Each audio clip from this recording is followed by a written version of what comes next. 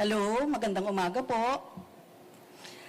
Ako si Arlene Brosas, 3-term Congresswoman ng Gabriela Women's Party, tagapagsulong ng kagalingan at karapatan ng babae, bata at bayan. Kagaya po ng Rosas, mabango ang ating track record sa loob at labas ng Kongreso sa paglaban sa mga anti-mamamayan na patakaran. Kaya tinik po tayo, tinik sa korap at mapang-abuso.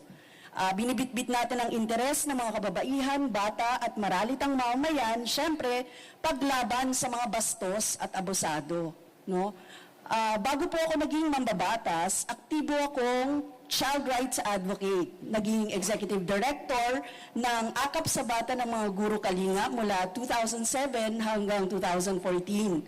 Ilan po sa mga tampok na kinampan niya na ating pinangunahan ay yung anti-child pornography and bago po naging RA 9775, no? Isa po tayo sa mga resource person yan. Gayon din, kasama tayo sa Save Philippine Children's Medical Center, PCMC, nung nagkaroon po sila ng issue ng pagpapalaya sa kanilang lugar. Sa Kongreso po, naisulong natin bilang principal author ang pagsasabatas ng 105 days expanded maternity leave law, batas hinggil sa safety training sa lahat ng pagawaan, yung OSH law, dagdag na benepisyo sa solo parents at safe spaces law laban sa mga bastos at sexual harassers. Kaya sa halip na sexist, bastos, macho, Gabriela naman ang dalhin natin sa Senado.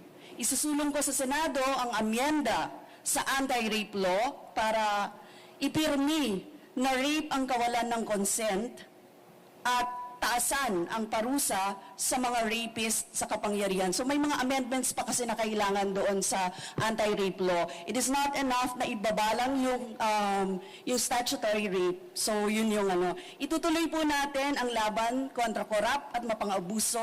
At Gabriela, kung meron po tayong Gabriela sa Kongreso, dapat meron din tayong Gabriela sa Senado. Salamat po. Okay, maraming